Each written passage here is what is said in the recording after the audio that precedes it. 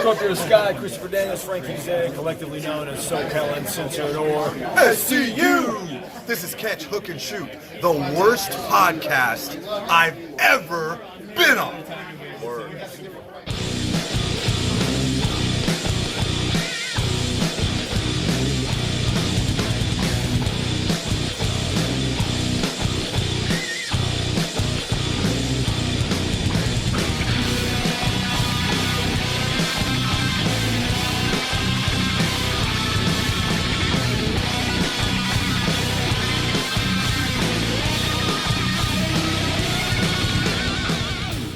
Hey, what's going on, everybody? Welcome to Catch, Hook, and Shoot for Sunday, June the 7th, 2020. I want to thank everybody for listening, watching, and subscribing on YouTube, Podbean, Spotify, wherever you get your podcasts from. Make sure you're following on social media on all platforms. You can find the show at Catch, Hook, Shoot. Head to patreon.com/catchhookshoot for all your bonus content and prowrestlingtees.com/catchhookshoot for all your t-shirt needs. And if you ever want to drop me an email, it's catchhookshoot@gmail.com. So, starting off the show on another sad note this week, we lost another wrestler this past week. Independent wrestler Danny Havoc passed away. I myself am not real familiar with Danny Havoc, but I'm sure we're going to hear more about this from Charlie G in the Indie Cut coming up a little bit later on. So, for right now, I will just say rest in peace to Danny Havoc. Moving on, starting off the show like we always do with what I think was the best match of this week, and that is called the Match of the Week.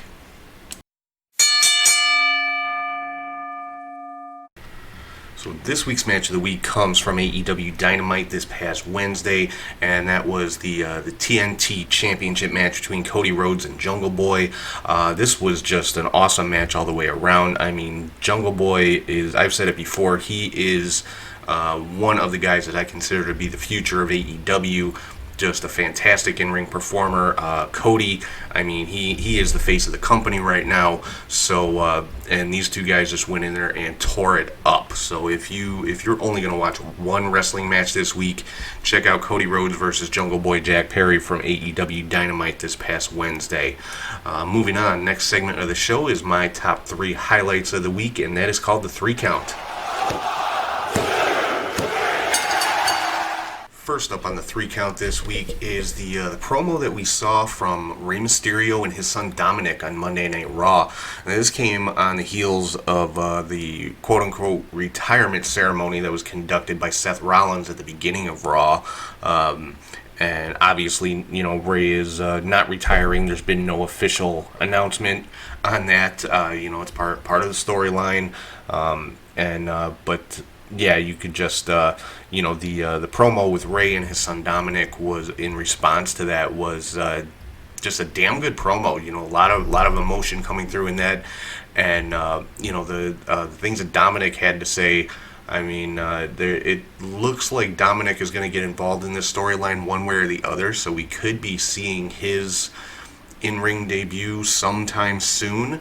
Was also mentioned or implied by Seth Rollins on the Raw Talk after show that's now on the WWE Network, on the free version of the network that they just introduced.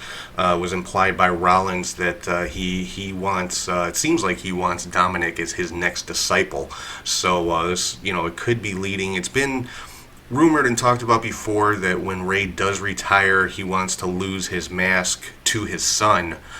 So that, this could be the kind of beginnings of that if Dominic does go with Rollins. I'll have to see where it goes, but I'm definitely intrigued by this one. Number 2 on the 3 Count from AEW Dynamite on Wednesday, we saw an interview with Tony Schiavone with FTR. Really the first time we've gotten a chance to see these guys talk outside of the WWE. And, I gotta say, I'm very excited to see them, what they're going to do in AEW. Of course, the interview was interrupted by the Butcher and the Blade, who are the guys that FTR attacked last week when they made their debut. And it was announced that FTR will be making their in-ring debut this coming week against Butcher and the Blade. So I'm really looking forward to that one.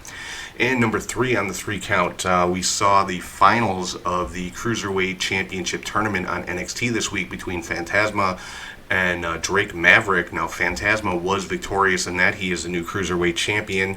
They're not referring to it as interim anymore, so I'm wondering if that's still the case. We'll have to wait and see when Jordan Devlin is able to come back to NXT.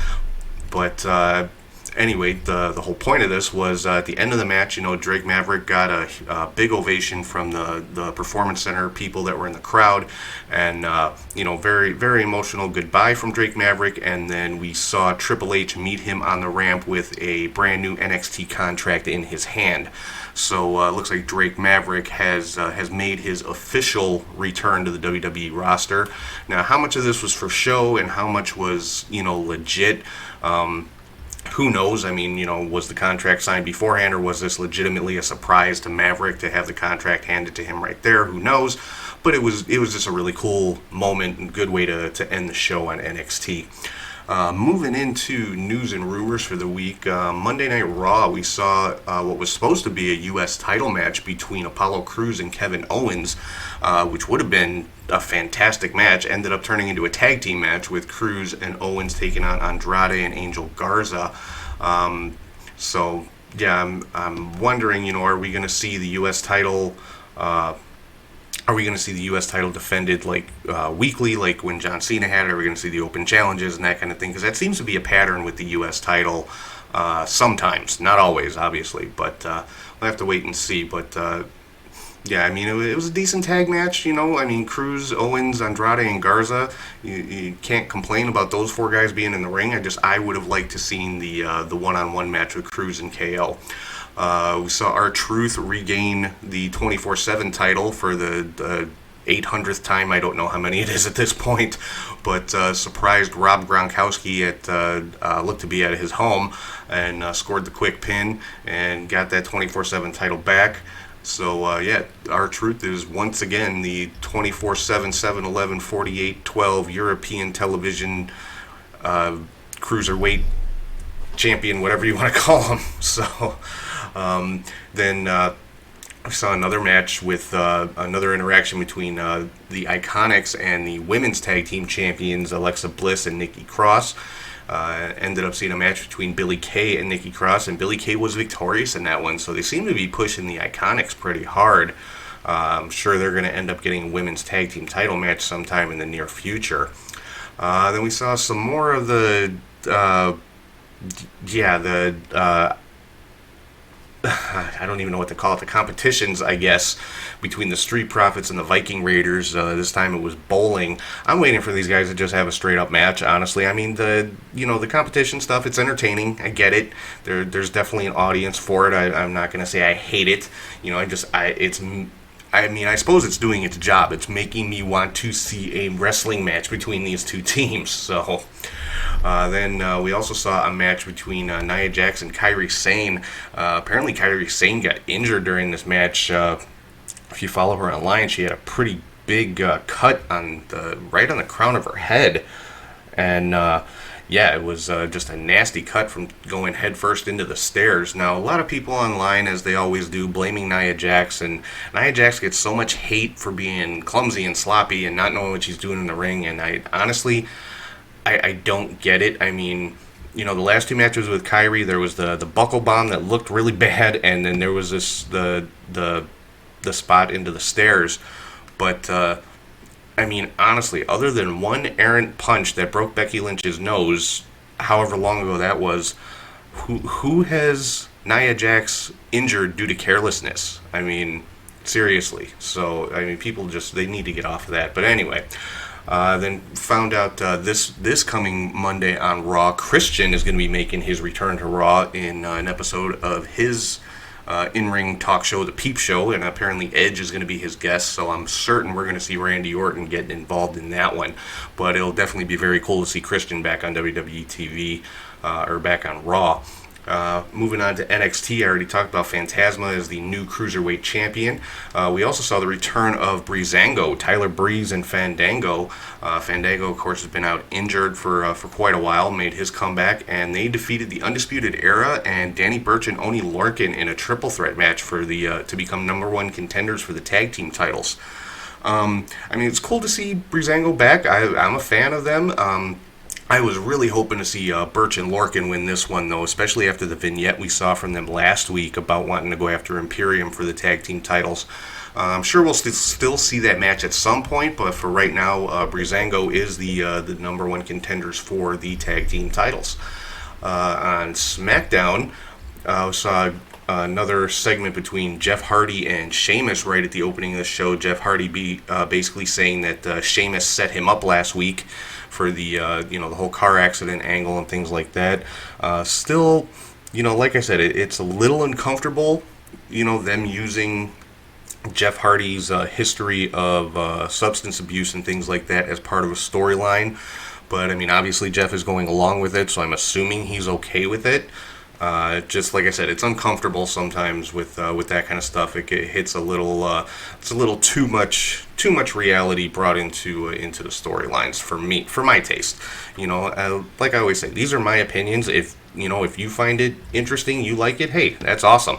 I'm just saying, for me, it's a little bit uncomfortable watching that kind of stuff, because that is a bit of a very serious issue, especially when it's a personal issue of somebody involved in the storyline. It just kind of makes it a little uncomfortable for me.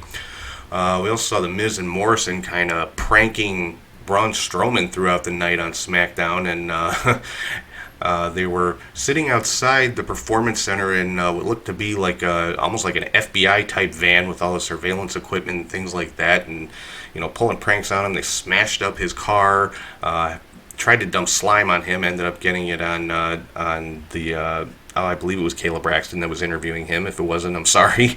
But just basically trying to make his life hell throughout the duration of the show. And Braun, of course, eventually found the van in the parking lot and flipped it over onto its side. So that's building up to their triple threat match for the Universal title that's coming up next week. Let's see what else we got here. We saw Drew Gulak defeat AJ Styles in an impromptu match. There was an interview segment going on between AJ and Daniel Bryan talking about the Intercontinental Championship, because they are the two, of course, that are in the finals of that tournament.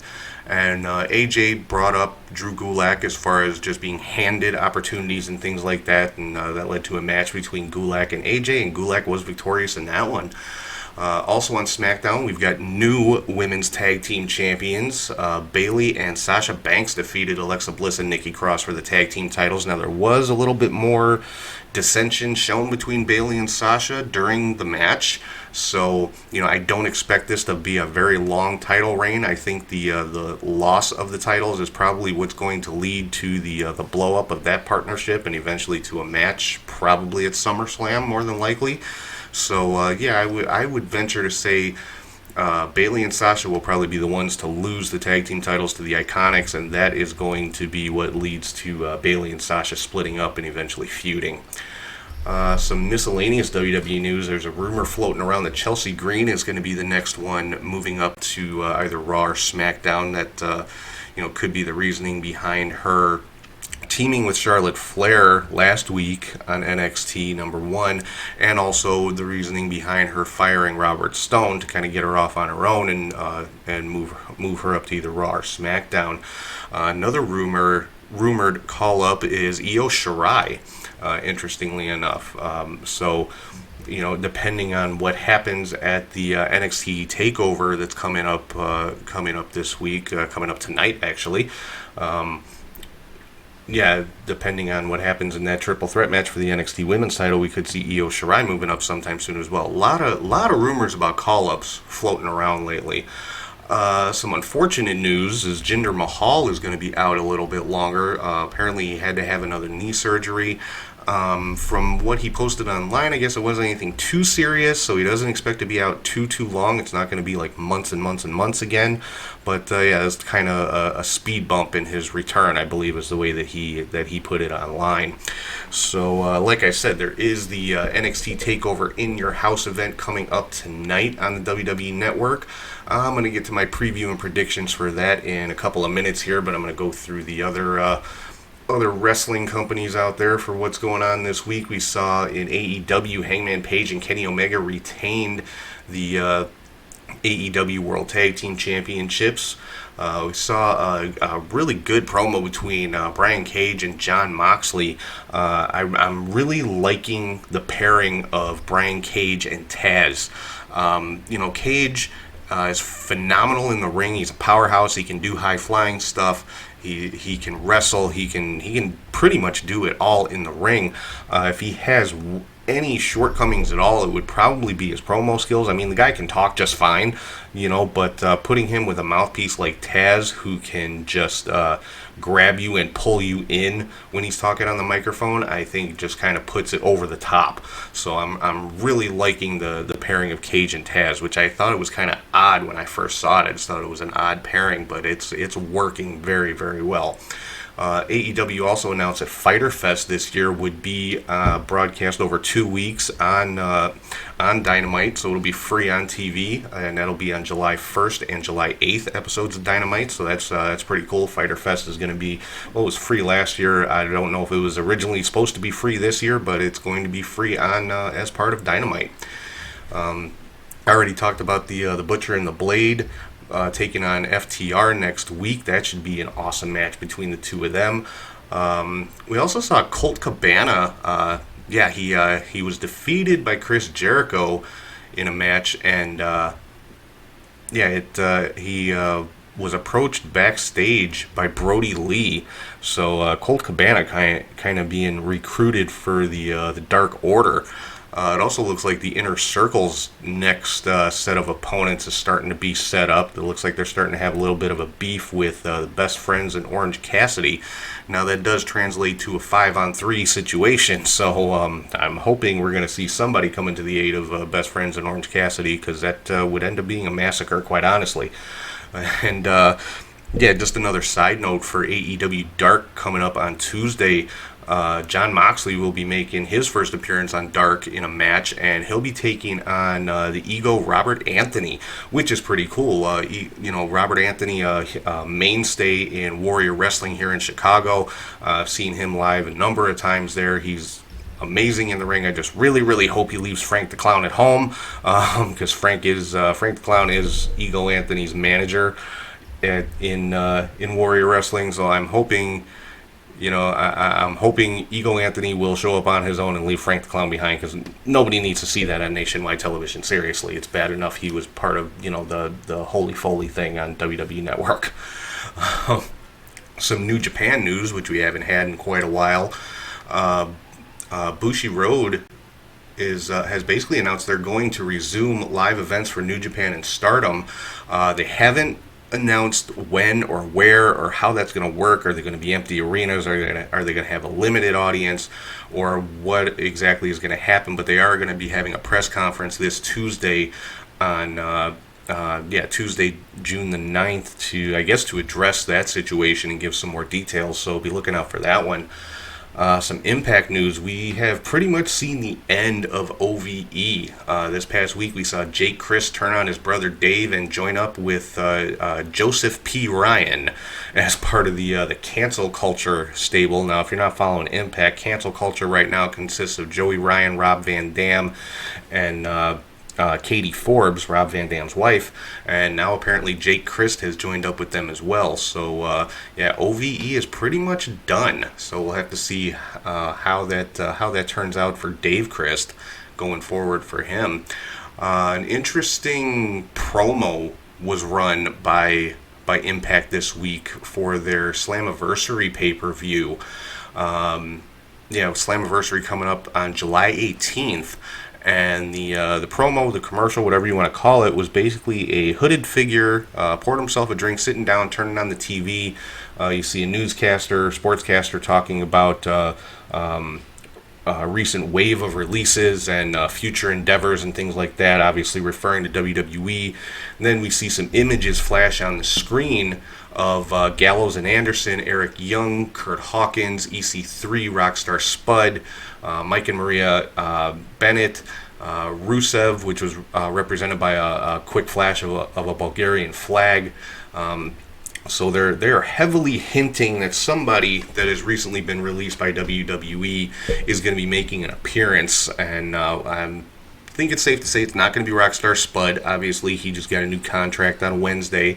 Now, Maria Kanellis has been, making reference to this a little bit online, so it's definitely kind of swaying it to that direction. That could be Mike and Maria coming back to Impact. EC3 has also retweeted the video with his own his own comments on it. So a lot of speculation as far as who could be coming back or debuting on Impact for their Slammiversary show, which, like I said, is July 7th or July 18th, and the timing of that is really perfect because those mass releases, their 90-day no-compete clause would end July 15th. So any one of those people would be able to make an appearance for Impact at the Slammiversary pay-per-view. So it'll be interesting to see how that's going to play out. Another kind of interesting, funny, whatever you want to call it, every week on Impact they do a flashback match, to an old Impact match or TNA match, and this week they showed the match between Bobby Lashley and Drew McIntyre, or known as by his real name Drew Galloway at that time, for the TNA World Championship. And in that particular match, Lashley was the winner. That's when he won the TNA World Title. And of course the two of them have a match coming up again at Backlash next week. So definitely a kind of a, I don't know if you call it a jab at WWE or just kind of Impact saying, hey, we did this first or something like that. But just an interesting little note there. Saw a pretty cool segment also on Impact between Michael Elgin, Sami Callihan, and Ken Shamrock. It looks like there's a bit of a three-way rivalry brewing there. Michael Elgin, of course, coming out talking about he deserves to be the number one contender. This was prior to the finals of the number one contender tournament. And then Sami Callihan coming out, not interrupting him, but Sami Callihan's logo flashing on the screen, the lights flashing, things like that. And then Shamrock is the one that came out, and the two of them fought out of the arena and pretty much ended that segment. Saw a really, really good tag team match between the Rascals and taking on TJP and Fallah Bahh. Rascals were victorious in that one, so they are now the number one contenders for the tag team titles, which are currently held by the North. Now, for the number one contenders tournament, it was supposed to be Trey Miguel from the Rascals taking on Ace Austin, but right before that match started, we saw that Trey Miguel had been taken out backstage, and so Austin tried to declare himself the victor. At that point, Zachary Wentz came out, having a fit, wanted to get at Austin. Scott D'Amore basically said, okay, so this is going to be the finals for the tournament. Wentz taking Trey's place. Ace Austin was victorious in that one, so he is the number one contender for the Impact World Championship. Now, there is supposed to be an announcement this coming week on Impact about the status of the Impact World Championship. Of course, the current champion is Tessa Blanchard. She hasn't been there for the last two sets of taping. She's been, self-quarantining at home in Mexico. So, the Impact World title hasn't been seen on TV in a very long time. So I'm not sure how they're going to handle that. Are they going to say that, since Austin won the tournament, he's the champion? Are they going to have him take on possibly Moose, who's going around calling himself the TNA World Champion, to see who the true World Champion is? I don't know. We're gonna apparently find out this coming Tuesday on Impact.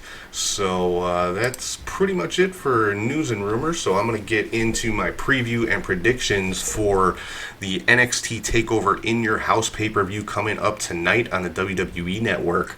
First of all, we've got a 6-woman tag team match. Mia Yim, Shotzi Blackheart, and Tegan Nox taking on Candice LeRae, Dakota Kai, and Raquel Gonzalez. And this, of course, is a result of just the ongoing rivalries between all 6 of these women. Mia Yim and Candice LeRae, obviously, that is kind of goes right along with the rivalry between Johnny Gargano and Keith Lee over the North American title, and then Shotzi Blackheart and Tegan Nox, in their rivalry with Dakota Kai and Raquel Gonzalez. So, this should be a fantastic match with these 6 women. Any match on an NXT TakeOver, I've never seen a bad match on an NXT TakeOver, quite honestly, so I don't expect this one to be any different. So in this one, I'm picking Mia Yim, Shotzi Blackheart, and Tegan Knox to be the winners of the 6-woman tag team match. Then we've got Tommaso Ciampa taking on Karrion Kross. So this will be Kross's debut, his takeover debut. I'm picking this as match of the night right off the bat. I just expect this to be a ridiculously brutal and good wrestling match between these two guys, and I am picking Karrion Kross to win this one. Then we've got for the NXT Women's Championship, Charlotte Flair versus Rhea Ripley versus Io Shirai. I want Io Shirai to win this one. I know, she's. I don't know. I think Io Shirai deserves a good run with the NXT Women's Championship, but if the rumor is true that she's going to be getting called up, I don't think that's going to happen. My prediction for this one, I think they're going to leave the title on Charlotte. Charlotte she's been the workhorse of WWE for the last couple of months. She's been appearing on all 3 shows, and I talked about it before. She right now is the face of WWE, like it or not. So I'm picking Charlotte to retain in this one. Then we've got Finn Balor taking on Damian Priest. Again, should be an amazing match with these two guys. I'm picking Damian Priest in this one. I mean, Priest has had some high-profile matches, but he has not had any high-profile wins, and I think it's about time that he gets one. So for this one, I am picking Damian Priest over Finn Balor. Then we've got for the North American Championship, Keith Lee taking on Johnny Gargano. I'm gonna say Keith Lee is gonna retain the title in this one, unless there's some kind of shenanigans going on. Candice LeRae interferes, or Candice and Mia Yim get involved somehow, and that ends up costing Lee the championship. If Gargano wins, I don't think it's going to be a clean win, but I am picking Keith Lee as the winner in this one. And then finally, we've got for the NXT Championship what they're calling a last chance backlot brawl. And the condition on this one is if Velveteen Dream loses, he can no longer challenge for the NXT Championship while Adam Cole is the champion. And of course, that is Adam Cole defending against Velveteen Dream. I am picking Velveteen Dream in this one. Adam Cole has been NXT champion for over a year. He's been an amazing NXT champion, but again, a lot of rumors swirling around him right now. The rumor is that his contract is up in August, and thus far has not signed a renewal or an extension. Now, that doesn't really mean a whole lot at this point. It's still 2 more months. There's plenty of time for him to sign that extension or get a new contract. But, a lot of rumors swirling about him possibly going to AEW. Obviously, he was at one point a part of the Bullet Club with the Young Bucks and Cody and Kenny Omega and all that kind of stuff. And, his girlfriend, Dr. Britt Baker, is part of AEW. So, there's a lot of reasons for him to go to AEW. So, of course, those rumors are running rampant right now. But we're not going to find out until sometime in August or possibly September. So, for right now, I am picking Velveteen Dream to win the NXT Championship. So that is my predictions for NXT Takeover In Your House. I think it's really cool that they're bringing back the In Your House brand for NXT takeovers. I was always a fan of the In Your House pay-per-views. I thought they were, cool little in-between shows, put in between the major pay-per-views, and so I think it's a cool idea to bring it back as part of NXT. So that's going to do it for news and rumors for the week. So right now, I am going to throw it over to Charlie G, and this is your Indie Cut.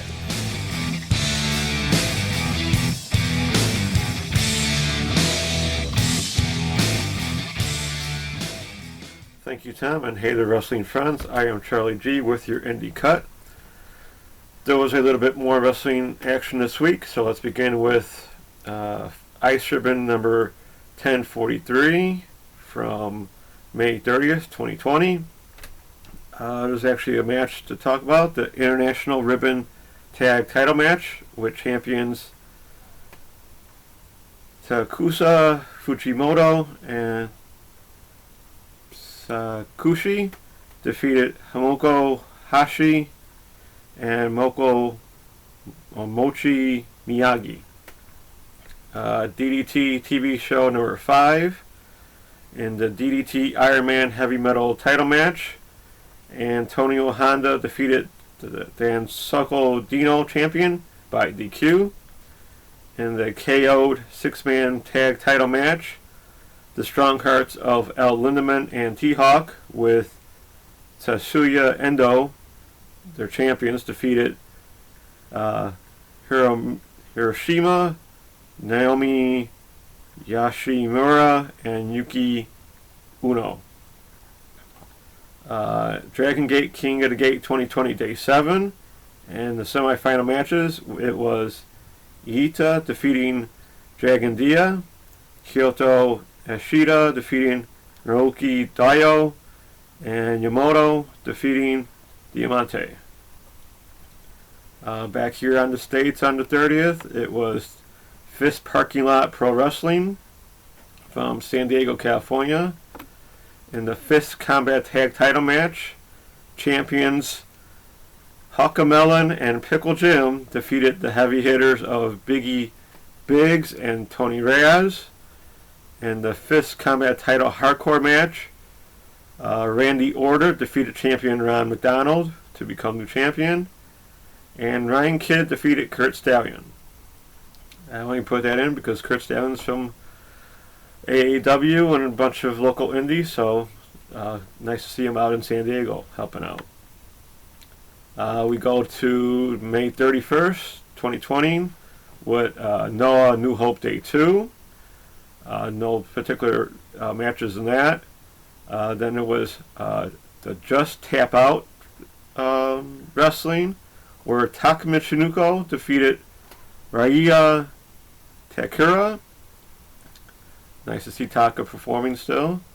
In Ice Ribbon 1044 on YouTube, there was an IW19 title tournament final match for the vacant title. Hamuko Hashi defeated Maya Yakiai to become new champion. Dragon Gate King of the Gate 2020 Day 8. King of the Gate 2020 Loser Revival 10-man Battle Royal. Naruku Daio defeated Benkei, Big R Shmuzo, Dragon Dia, Genki Hiraguchi, HYO, Jason Lee, KZY, Ryu Sato, Yasuke Santamaria. So I'm not sure what that, if he gets into the finals with that or not. In a interesting match, the Ultimo Dragon defeated UT. Yes, the Ultimo Dragon is still performing at age 53. We had to All Japan Pro Wrestling Broadcast 2020 number 5, Treason versus Invasion. There was an All Asia Tag Title match of Yoshimi Kodeka and Yuko Miyamoto, champions, defeated Kai and Tajiri. Sorry to see Tajiri lose on that one. Then my favorite Tokiyoshi Pro Wrestling had a pay-per-view fundraiser show on the 31st. Mayu Yamashita versus Miyamo Miura in a hard-fought match, with Yamashita winning. Then there was Nodoko Tenma and Yuki Yono defeating Yuki Kamafuku and Hirono Nico in a decent match, with Tenma pinning Nico. Then there was Hyper Misio defeating Mahira Kairu. Hikara Noa versus Sena Suriora in an okay match, with Hikara winning with a T-bone suplex. Nice move on her part. Then in a triple threat match, it was Maki Ito versus Mina Sarakawa versus Pam Hirajuku. In a fun match between all three, with Maki hitting a DDT into a Texas Cloverleaf on Pam for the win.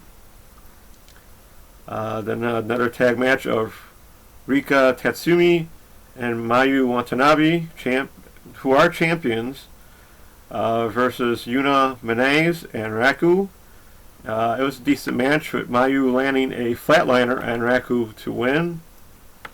And then in the main event, it was Yuka Sakazaki and Mizuku Mizuki versus Soka Nakajima and Suzumi. And a good match with Yuka landing the magical splash on Suzumi for the win. Nice to see Tokyo Pro back on as a pay-per-view. Still wish I knew more about what's going on with them, but at least they put on an event, so hope there's more to come. Then we move to June 3rd, 2020 with Ice Ribbon Peace Party number 44. All Japan Pro Wrestling did another Wednesday special. Nothing important in those two. Then we move to June 6th with Ice Ribbon number 1045. DDT Wrestle Peter Pan 2020 Day 1. In the DDT Universal Title 3-Way Hardcore match, champion Daisuke Sasaki defeated Isama Kadeka and Tsuyuma Katsumata. In a Tokyo 2020 Last Man Standing match, Konosuke Takeshita defeated Yoshihiko. So it seems like DDT and Ice Ribbon still put on quite a bit of shows. Now it's time for the 2B Throwback Machine with Lucha Underground.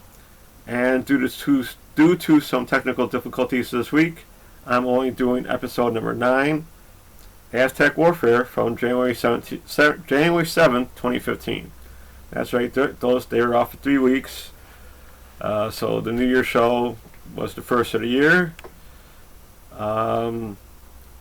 Where the champion of the Aztec Warfare have to defeat 19 others to become the new champion. We start off with an Aztec band blessing the temple for the new year, and Dario Cueto explaining the rules of Aztec Warfare.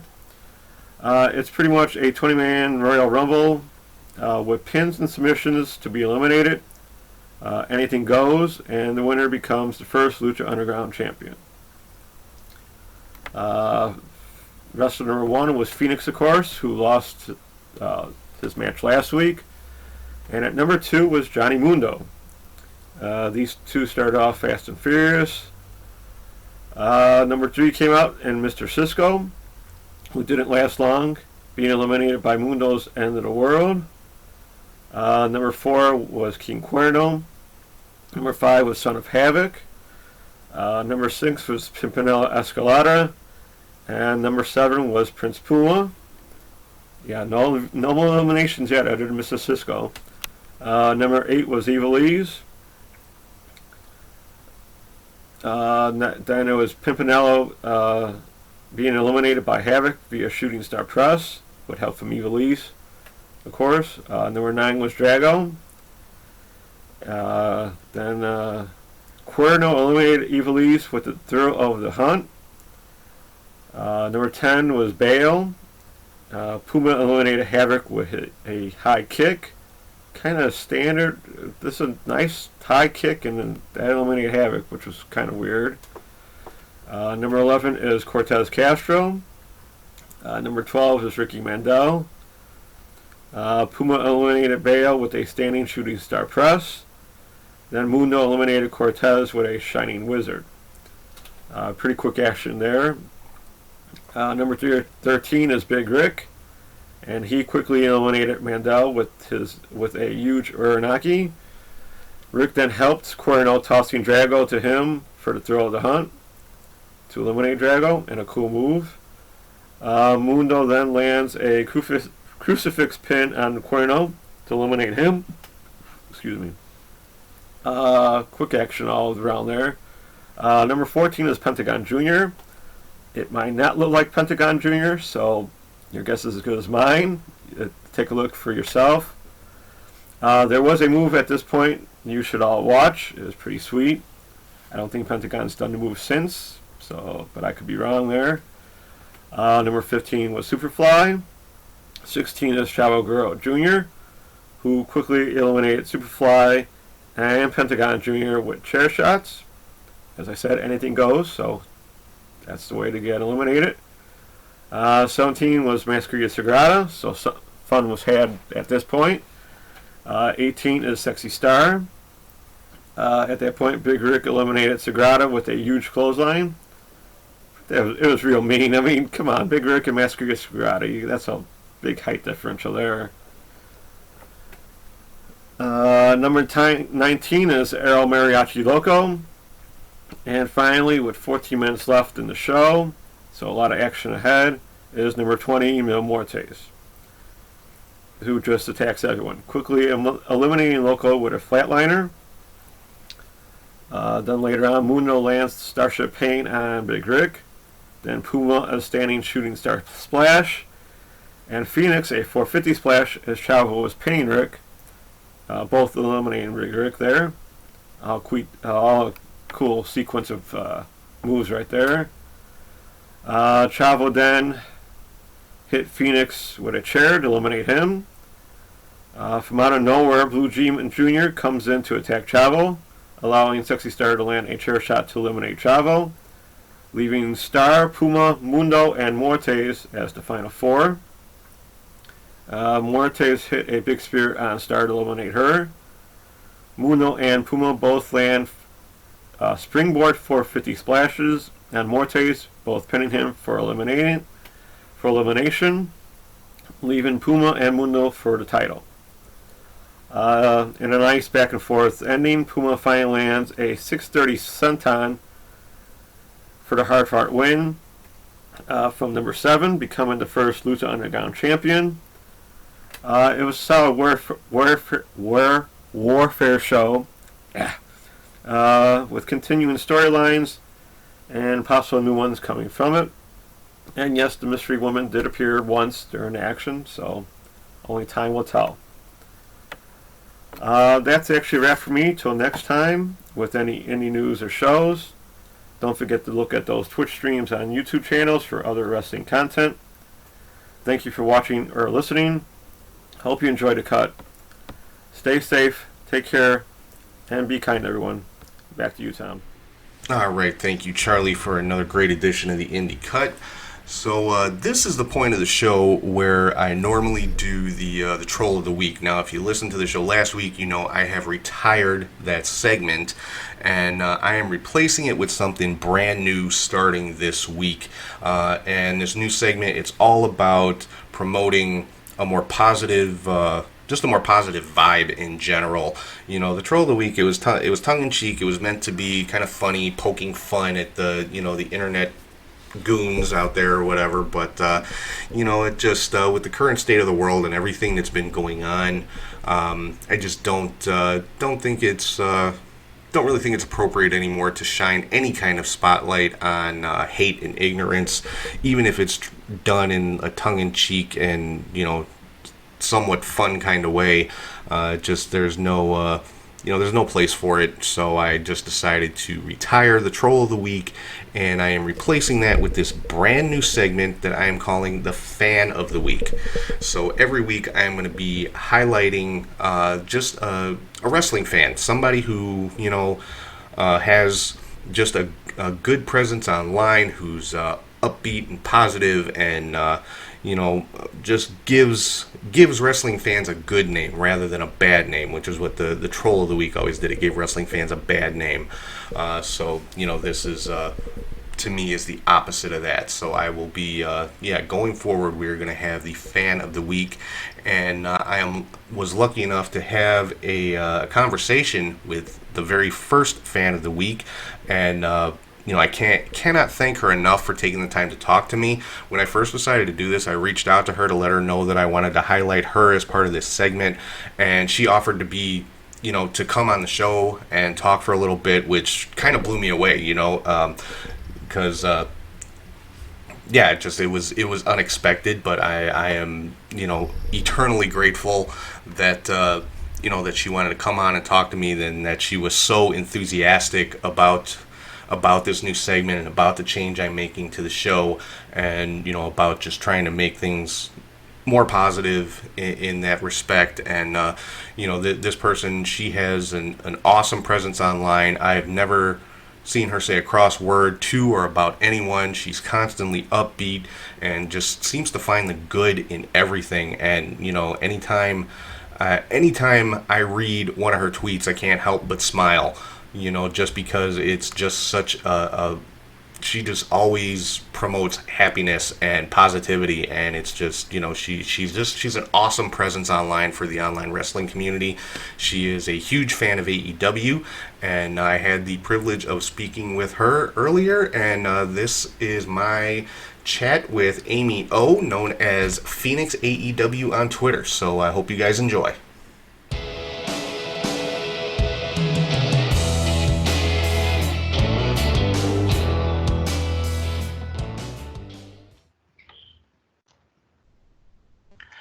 Hey, what's up, everybody? This is Tom with Catch, Hook, and Shoot, and this is the brand new segment on the show that I was talking about last week. This is the Fan of the Week, taking the place of the Troll of the Week, replacing the bad with the good. And my very first Fan of the Week is on Skype with me right now. She is known as Phoenix AEW on Twitter. Hello! How are you? I'm so glad to be here. I am so glad to have you on. I cannot thank you enough. I can't thank you enough for getting behind the idea and just being so enthusiastic about it in the change that I'm making in the show. I really appreciate it. Well, as soon as you messaged me and told me what you were doing, it was an immediate, oh my gosh, can I please join in on this? Because I really think that, we all need something to smile about right now. We all need something to be happy about, and we all need something a bit uplifting in our wrestling community. I mean, this year is the worst year ever. And so, when there's a lot of things that are moving, that are important to address, and a lot of changes that are happening in our world, it's nice to come together in our wrestling community and do something positive for each other. I love it. Yeah, absolutely. And I gotta say, I know we were talking a little bit before I started recording here, but I wanted to save this for while I was recording. Honestly, you were kind of the inspiration for this change in the show, so that's why I wanted you to be the first person that I put in this spot as Fan of the Week. Just because you are so positive online, you're so enthusiastic, you're so supportive. I don't think I've ever seen you say a crossword to anybody on Twitter, like not even once. And MJF. He doesn't count. He doesn't count. I don't think anybody's ever said a nice word to MJF, so we'll, that washes out. But I mean, it just, and when I told you already, when I decided to get rid of the Troll of the Week after the tragedy with Hana Kimura and with the state of everything that's going on right now, I want to highlight the good rather than the bad. And so I was kicking around ideas. I'm like, do I need to replace it, or do I just leave it out, or what can I replace it with? And then of course I was scrolling through Twitter like I always do, and I see your posts all the time, and I'm like, you know what? This is what I need. This is what needs to be highlighted. It's the people who actually still enjoy wrestling and get joy from it, who aren't just crapping all over it all the time. Yes. And you were the first one that popped into my mind. So I'm like, Fan of the Week, first one, Amy. Okay, that's it. Well, I am honored and humbled and extremely grateful to be part of this. And I completely agree. Like, we're all here because we love wrestling. We're all here because maybe when we were kids, we got into wrestling and we're looking at these superheroes and the supervillains and their big epic battles. And that was amazing. Or maybe we came back to it as adults and we were thrilled by the psychology or the storylines or the athleticism. But the fundamental part of our wrestling community is that we love wrestling. And all too often, I think we want to prove to each other how smart we are with it, how much we know about it, or critical analysis. And I think, there's a great place for that. But I think somewhere along the way, it becomes all too easy to lose sight of the fun that we have in it. And, that's where I look at it. I look at it, basically, I'm a giant kid. I watch wrestling as if my kids would. And I just have a lot of fun with it. Yeah, and I feel the same way. I mean, I've been a wrestling fan since I was a small kid, and as much as it pains me to say it, I've been a wrestling fan for almost 40 years, and I still love it now just as much as I did then. I mean, I may know a little bit more about it as far as how it actually works and that kind of stuff, but it's like I still love it. I don't see any reason to focus on what I don't like about it. I'd rather focus on what I do like about it. Absolutely. And the thing that I've found too is that when people talk about the things that they love in wrestling, that gets other people excited about it too. So I can't even tell you how many promotions I found out about or wrestlers that I found out about it because I've been reading Twitter and seeing people super excited about GCW or Alex Zane or whoever. And then I'm like, ooh, what's that? I got to go check that out because they're super hyped. But if I read somebody trashing something and be like, oh, well, this sucks or they don't do this or whatever, like, I have no interest in following up on that. But seeing people's joy and excitement in what they love and what they know with their experience definitely sort of boosts that. Yeah, and exactly what you were talking about. That's kind of how I found. I know the people that do listen to the show are probably sick of hearing me talk about the one indie promotion here in Chicago called Warrior Wrestling, but honest to God, they are, in my mind, the best indie promotion around. I haven't been to all of their shows. I didn't find out about them until I think it was their 4th show, and they're up to 9 now. And I went, checked it out. They do a fan fest before all their shows, so you can meet all the wrestlers, and it's like one price, and you can get autographs and pictures with every wrestler on the card. And that's how I first found out. That's how I discovered Wardlow. Who's now, of course. Really? Yeah. Yeah. And I actually, I went to their, I think it was Warrior 4. I went as a fan.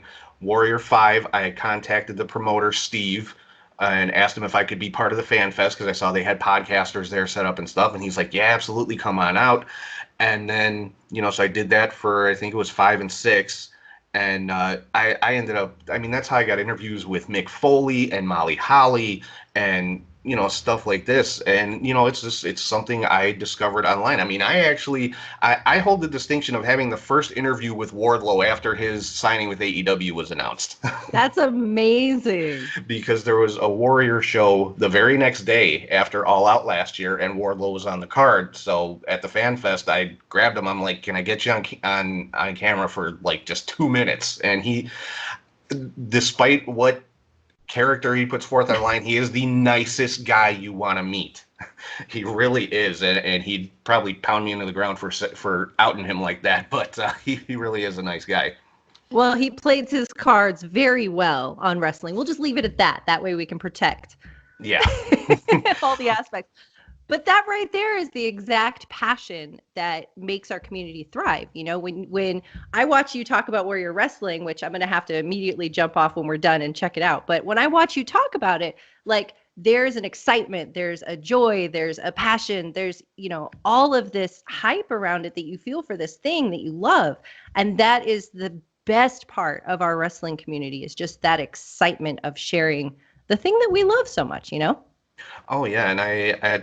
And I'm even at the point now with Warrior that I've gotten to know the promoter, Steve. Like I actually do live commentary for their shows, like streaming audio. They have their pay-per-views are on Fight, but then Steve lets me do like live streaming audio for the podcast, and it's awesome. They set us up at ringside, and at the last Warrior event we had Tessa Blanchard thrown into our table. That's fantastic. But see, those opportunities come because of that passion you have and the excitement and the happiness that you have. You wouldn't be getting those opportunities if you were just piling on Warrior Wrestling constantly. You know what I mean? It's exactly. That excitement brings excitement and it gravitates towards you. Yeah, and talking about opportunities and projects and things like that, you've got a huge project that is launching tomorrow. Why don't you talk a little bit about WrestleJoy? Oh my goodness. Well, WrestleJoy basically embodies the spirit of the entire conversation that we've been having just now. Like if you think about how you got into wrestling, why you tune in each week, the live shows that you've been to, the friends that you've made through it, it's all centered around the positivity and joy that we have in wrestling. And we have a fantastic group of collaborators, and it's a range between professional writers and just wrestling fans coming in to talk about what they're doing. We have featured articles, we have opinions, we have reviews, podcasts. It's a huge celebration of wrestling and the wrestling community, and I'm so proud to be a part of it. We've got some really great big things on the horizon for our launch. That's awesome. I'm definitely going to be checking it out. So So is it, this is something I wasn't clear about. Maybe I missed a tweet in there somewhere. I've been trying to keep up with it on Twitter as much as I can. Is it, it's like a website where all this stuff can be found, or? Yes. So we'll have Okay. wrestlejoy.com will be the Okay. website where it will be, and you'll see articles and interviews each day along with a featured podcast. And every day we'll have something new. We'll have, an interview or an op-ed piece along with the podcast.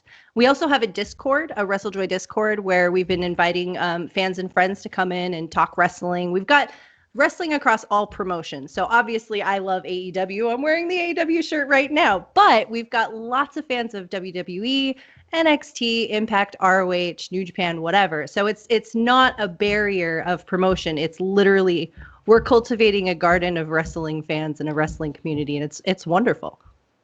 Yeah, and I mean, it number one, it sounds like something that wrestling desperately needs right now, or at least the wrestling community, wrestling fans, because there is so much negativity out there. To have just one place where it's just all about the good in wrestling, I think is awesome.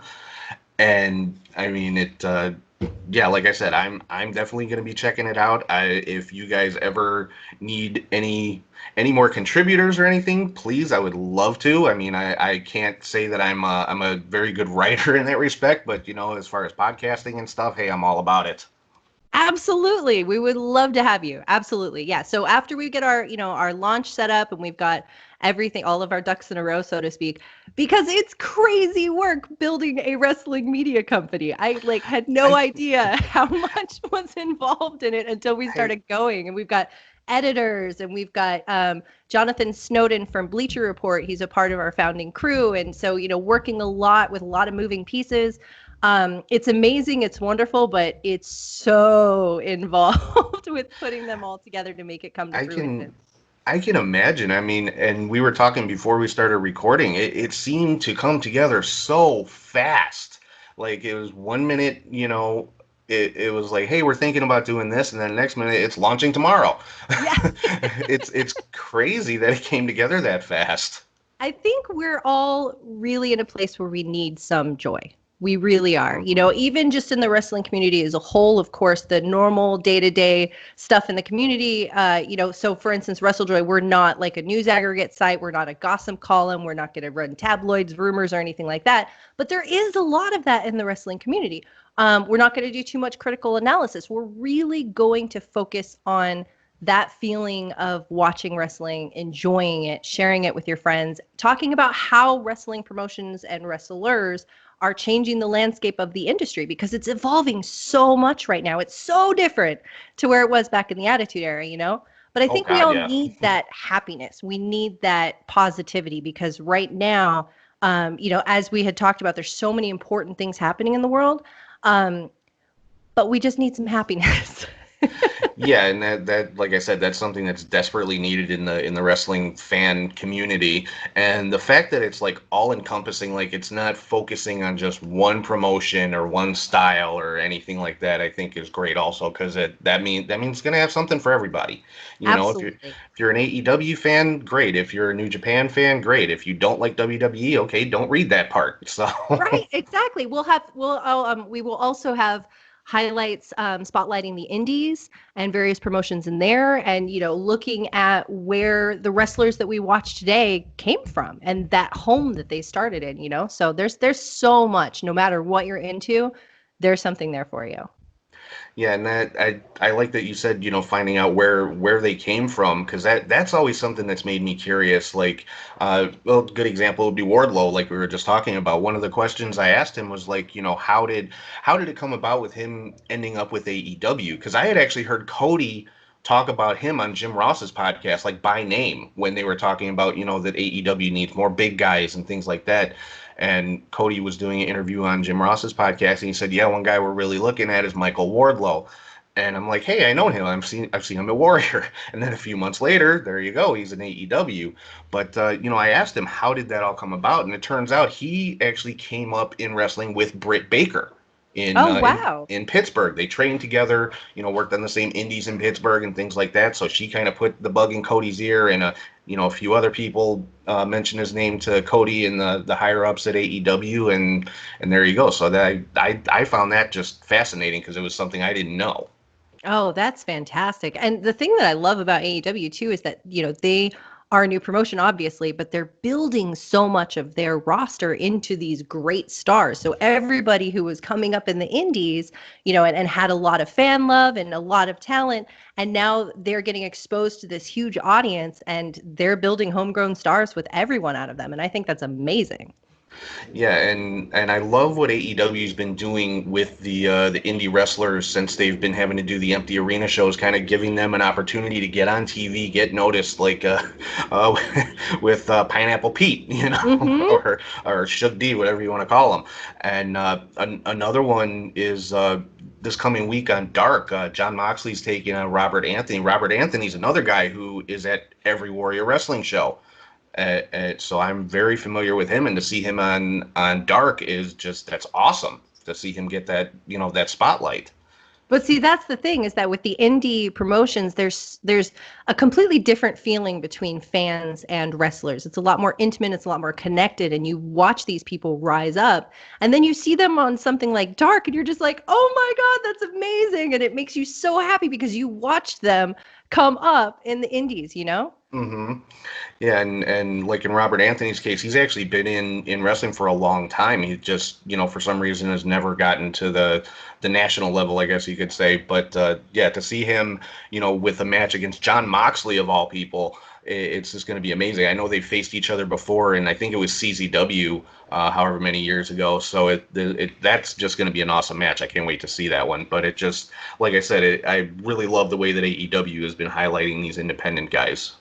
Yeah, there's been a lot of challenges faced by everybody from coronavirus because, this isn't territory that we have handbooks for. This is Yeah. something that everybody's doing and experimenting with and seeing how it works. And also, GCW is looking at doing a slow open for fans again, and they've got a ton of safety measures in place for it. And so it's really fascinating to see how different promotions have tackled the challenges of coronavirus and have adapted within it. And I love the spotlight of indie talent because the independent promotions during coronavirus, they can't operate. And if Yeah. you've got something like AEW that can, and you can bring in people from the indies who are in the cities that they're in or whatever, that's a wonderful thing because it also gives them spotlight. Like, I know all these indie wrestlers now that I had no idea about before, and they're super fun to watch. Right. And so kind of switching gears a little bit, since this whole point is, like I said, about the fan of the week, which is you this time. And so how, we talked about people, their love of wrestling, how it evolved and when it started and everything. What about you? What kickstarted your love of pro wrestling? Was it when you were a kid? Did you discover it as an adult? How did that work? Well, I watched it for a few years when I was a teenager in the Attitude Era. Loved it. Loved Stone Cold. Loved The Rock. Hated Stephanie McMahon and Triple H and, all of that. But then life got in the way and I stopped watching wrestling for like 17 years. Oh, wow. Yeah, it was a long time. And then my husband was up at 3 a.m. watching wrestling in Japan. And I was like, sumo wrestling? And he's like, no. You got to check this out. I was like, okay. And I started watching it. And like, I love gymnastics. I love karate. So I just kind of called it karate gymnastics. When I was talking to people about what I was watching, I'm like, you got to check it out. It's like karate gymnastics. It's amazing. But yeah, I fell into a completely different world of wrestling that I had stepped out of, and seeing how much it had changed, how complex the stories could be, how great the characters were, how incredible the ring work was and the psychology. It was a completely different world. I got sucked into it and then started kind of catching up on what WWE was doing now, NXT, and now of course AEW, and I love the Elite storyline and wrestling style. So following them over to AEW was like an instant no-brainer. It was like, yes, my favorite wrestlers in their own promotion. Yeah, and the Young Bucks are ones that I followed for. I shouldn't say I followed them. Like, I remember the first time I saw them was when they were in TNA as Generation Me, and then they went over to Japan, and I kind of lost track of them because I wasn't following New Japan. And then I started hearing all this stuff about being the Elite. I'm like, the TNA guys, really?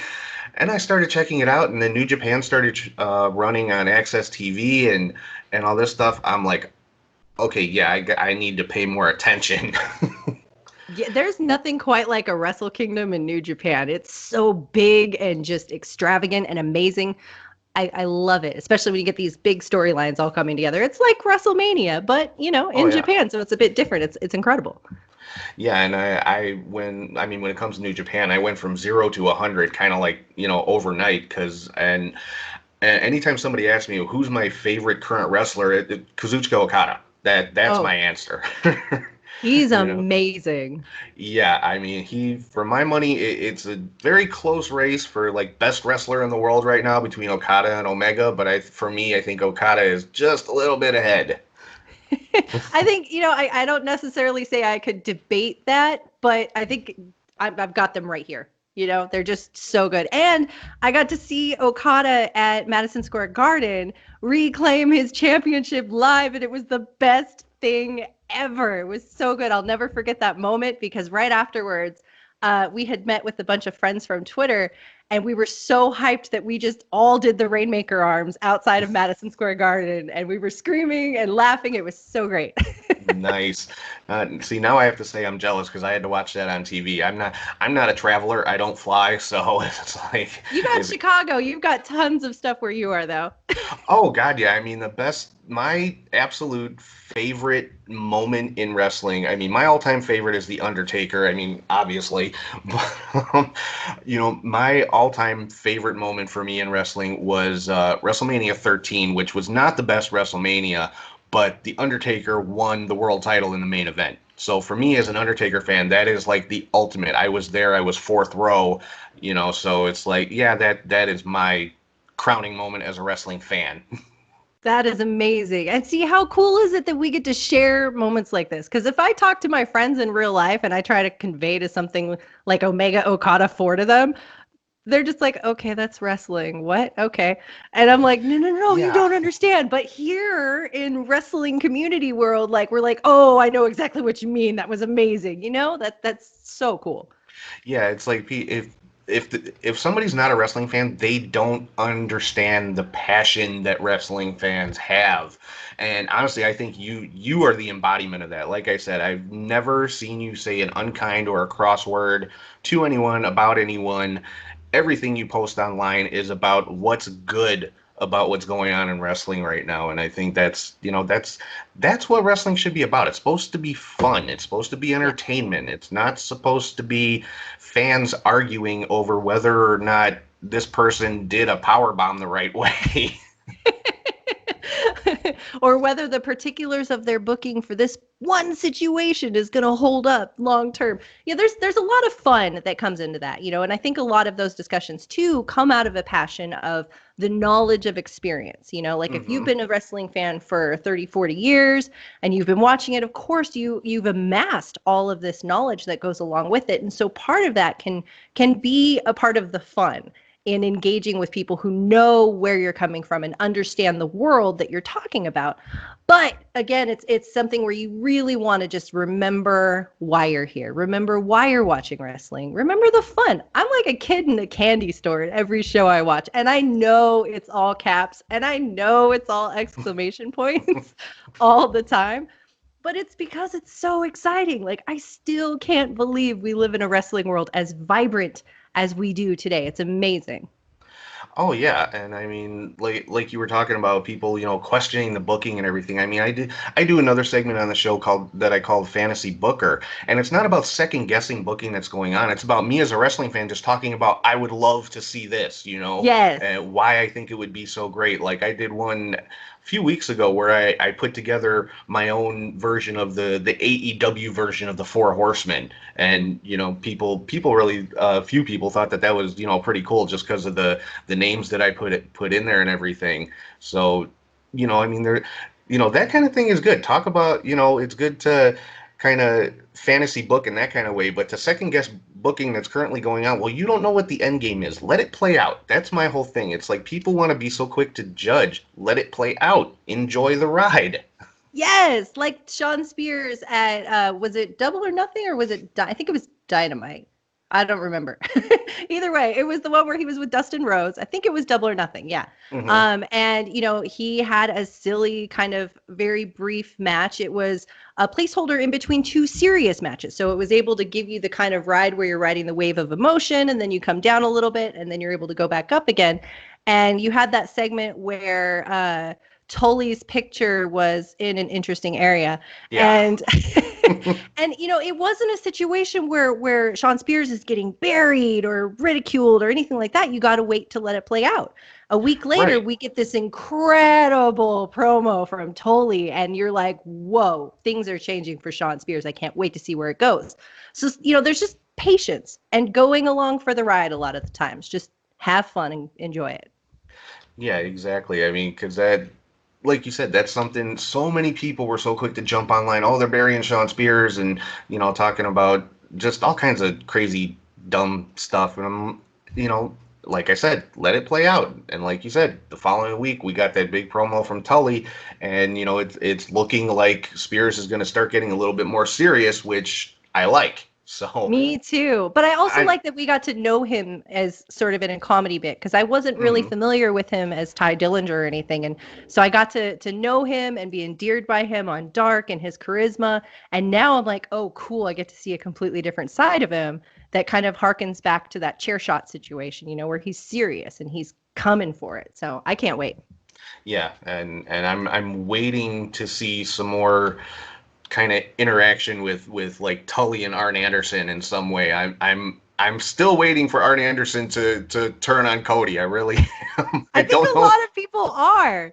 And you can't have those two guys as a part of this promotion without, getting into some of that because it's just such a delightful concept. Oh yeah, because it's a throwback. I mean the Andersons and Dusty Rhodes, the Horsemen and Dusty Rhodes. It's just that's how it was. They weren't friends. They weren't partners. It's like the first time I saw it, I'm like Arn and Cody. That I don't know. It seems weird. So I think everybody's just kind of waiting for something to happen there. But that again, that's part of the fun is waiting to see what's going to happen. That's why I hate seeing so many spoilers online because it's like I don't want to know ahead of time. Me too. I want to watch it play out. I want to be surprised. I want to be shocked. I want to be thrilled. I want to enjoy it because I love it. And same here. And I mean, I don't even know what else to say anymore. Wrestling is just awesome and it's fun, and people need to just sit back and enjoy it and stop picking it apart and trying to be analysts and everything. And everybody has their opinion. That's what I always say. Everybody has their opinion. It's completely 100% subjective as far as what's good in wrestling. It depends on who's watching it, For sure. and what they feel about it. Because there's some, there's some storylines that I don't like. I'm sure there's some stuff in wrestling that you don't like, but that doesn't, number one, that doesn't make it inherently bad, Right. and that doesn't make people that do like it any less of a fan. Exactly. Like you have permission to have fun. You have permission to be a little silly. You have permission to get worked. Oh my God, it's okay to get worked in wrestling. It's okay to be invested and believe in something so much that you're like mad at MJF. Yeah. or whatever. Or Sean Spears for attacking Cody with a chair. It's okay to let yourself fall completely in love with a thing that you watch every week. That's where I sit on it. Yeah, and I 100% agree. Like I said, I've been watching since I was like 5 years old. I'm one of those, that discovered wrestling through Hulk Hogan being in Rocky 3. So, and ever since then I've been hooked.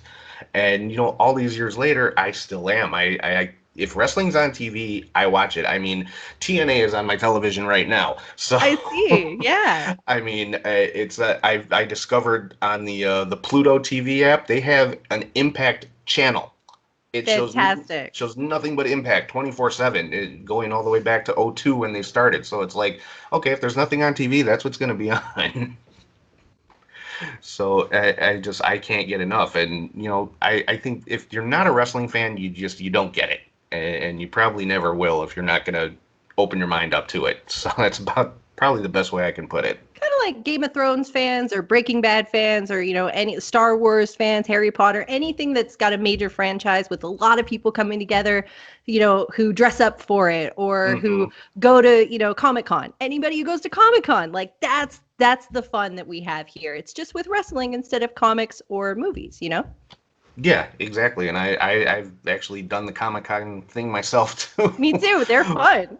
Oh yeah, but the one that I went to was actually to meet the Undertaker. So, which was just nerve-wracking. I mean, they say don't meet your heroes. Well, Undertaker was awesome, so I'm cool. So There you go. but I don't want to keep you too long. We've been talking for like half an hour already. It doesn't even seem like that long, but I know you've got little ones to take care of and everything. And a website to launch tomorrow. Yes, I know you're extremely busy and you got a lot of work to do still, so I appreciate you taking the time out to just come on, talk some wrestling and have some fun. Oh, this was absolutely fantastic. Thank you so much for having me. This was a joyous conversation. I loved it. And I love what you're doing here with highlighting people in the community who are having a positive impact on, our wrestling world. And I can't wait to see who you highlight next. Thank you so much for having me be a part of this and be your first one. That's amazing. Well, thank you so much. I appreciate it. And before I let you go, so let everybody know where they can find you online, what the website's going to be, and all that kind of fun stuff. Absolutely, everybody. You can find me at Phoenix AEW on Twitter. And as of tomorrow, you can check out our new project that we're working on, celebrating the positivity of joy in the wrestling community with WrestleJoy. It'll be at WrestleJoy.com, Twitter at WrestleJoy. And you can check my bio, or you can check Andy Nimity's bio for the Discord link. We'll also have that available on the website as well. Come join in the fun. Awesome. I'm gonna have to get on Discord. I've never used it before, but I'm gonna have to check it out because I hear all these people talking about it. It's a lot of fun. It's a big flowing chat room. It's like a river. You see it going. You jump in at some point. It's fun. Awesome. Well, thank you so much. I can't wait to see the website tomorrow. I'll definitely be checking it out, as I'm sure a lot of people will. And hopefully when things open back up and there's another big AEW show in Chicago that you guys come to, I've definitely got to come and say hi this time. Please do. I would love to see you, give you a big hug, and just hang out and talk wrestling. It would be great. Awesome. It sounds great, and I've had an awesome time talking to you. Again, I appreciate it so much for being the very first fan of the week, and I guess that's about it. So I guess we can wrap things up. Thank you so much. Thank you so much, Amy. I'll talk to you soon. All right, so that was my chat with Amy O, Phoenix AEW, as she's known on Twitter. Make sure you guys check out her Twitter page. Give her a follow. You will not be sorry that you did, and definitely keep an eye out for her brand new website, WrestleJoy, that's going to be coming out. It sounds like it's going to be an awesome site. I'd love to contribute anything to it that I possibly can at some point. So I'm hoping they will give me the honor of being a contributor. But yeah, make sure you check that out. Give Amy a follow. Definitely check out their website when it launches, and follow the WrestleJoy Twitter account as well. I just cannot say enough good things about Amy, and cannot thank her enough for taking the time to come on the show and talk to me. And she is the bar for fan of the week. I will say that right now. So thank you again very much, Amy. So moving on to the next segment of the show, where I get to have a little bit of fun and play wrestling promoter here, where I just kind of talk about matchups that I would like to see, or would have liked to have seen, or however you want to say it. But I'm talking about the Fantasy Booker.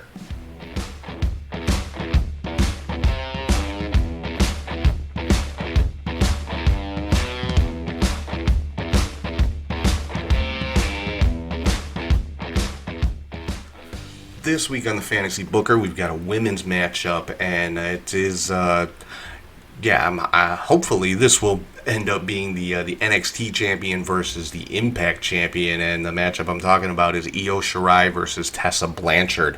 Now, Tessa Blanchard, one of my absolute favorite wrestlers right now, and, not even, I'm not even going to specify men's or women's. Just one of my favorite wrestlers right now is Tessa Blanchard. Io Shirai, another one that I put right up there towards the top.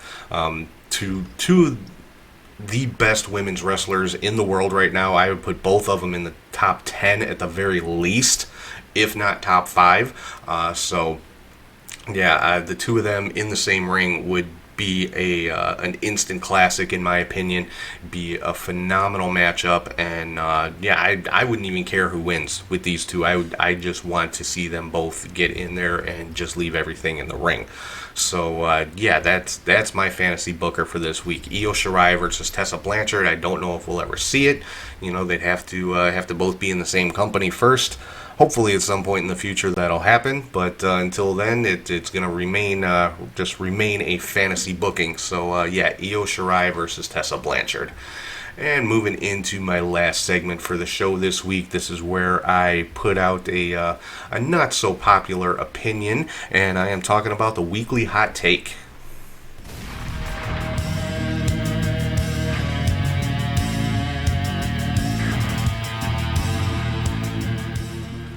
Alright, so my hot take for this week, Alexa Bliss is a good wrestler. I see Alexa catch so much crap on social media about people talking about she's lazy in the ring, she's not good, she doesn't know how to wrestle, and blah, blah, blah, blah, blah, blah, blah. And this is coming from some people who have, I've previously talked about on here. I'm not going to mention any names, but, and I don't get it. I mean, just look at the match that Alexa and Nikki Cross just had this week on SmackDown against Sasha and Bayley. I mean, I think Alexa catches a lot of heat because of her size, because she is fairly small. She's about 5 foot and 100 pounds, if that. And, because she's had some injury issues. She's had some concussion issues, and, she's spent some significant time out with injury. But that's not a reason to just trash her as a wrestler. It's really not, because watch the girl perform. Watch what she can do in the ring. I mean, she's got a background in gymnastics and cheerleading, and it shows through. Look at some of the aerial maneuvers that she does. Look at that back handspring knee drop that she does. Look at the twisted bliss, or any of the aerial type maneuvers that she does. 9 out of 10 times, they are picture perfect. And, one thing I noticed about her just this past week on SmackDown when I was watching it, watch her throw a drop kick. Now, she does what I call a Robert Gibson style drop kick, where she jumps, she throws the drop kick, and she lands on her back rather than twisting in midair and landing on her stomach. That's the same way that Robert Gibson always used to do it for the Rock and Roll Express. And so that, that's why I call it a Robert Gibson style drop kick. I'm sure he didn't originate it, but that's the first place I saw it, so that's why I call it that. But even something, as seemingly simple as a drop kick, it's picture perfect. Her elevation, her feet are right there together. She, throws the kick out there with force and lands flat on her back, and she's always perfectly square when she throws it. It's the little details like that. Watch how she does things. I don't care if you don't like her move set or anything like that. Watch the way that she does things. There is absolutely nothing to complain about when it comes to Alexa Bliss's in-ring work. There just isn't. And, of course, that's my opinion, like I said. So, if you disagree with me, that's fine. If you don't like her, hey, I'm not saying you have to. But, just because you don't like her style, or you don't like her moveset, or you just don't like her in general for whatever reason, does not immediately make her a bad wrestler. It's just the way it is. So that is my hot take for this week. Alexa Bliss is a damn good wrestler. So that's pretty much going to do it for this week for Catch, Hook, and Shoot. Again, thank you to everybody for watching and listening on YouTube, Podbean, Spotify, wherever you get your podcasts from. Hope everybody's following on social media on all platforms. The show is at Catch, Hook, Shoot. Make sure you check out patreon.com/catchhookshoot, as well as prowrestlingtees.com/catchhookshoot, and send all your emails to catchhookshoot@gmail.com. Next week I will be back with my preview and predictions for Backlash. We got back-to-back pay-per-view weeks for WWE here. So I'll have my preview and predictions for the Backlash pay-per-view coming up next Sunday. So with that, I am going to sign off. Thank you everybody again. Hope everybody is still staying safe and healthy, and just be good to each other, guys, because we're it's cliche, I know, but hey, we're all in this together. We're all human beings. We all got to share this planet. So be good to each other, be good to your neighbors, and just be good people. I mean, that's probably the best advice I can give anybody. Just be a good person. Treat people the way that you want them to treat you. So, okay, I think I'm out of cliches now, but in all seriousness, again, hope everybody's staying safe and healthy, being good to each other. And, with that, I'm going to sign off. So, hope everybody has a great week, and I will talk to you guys soon.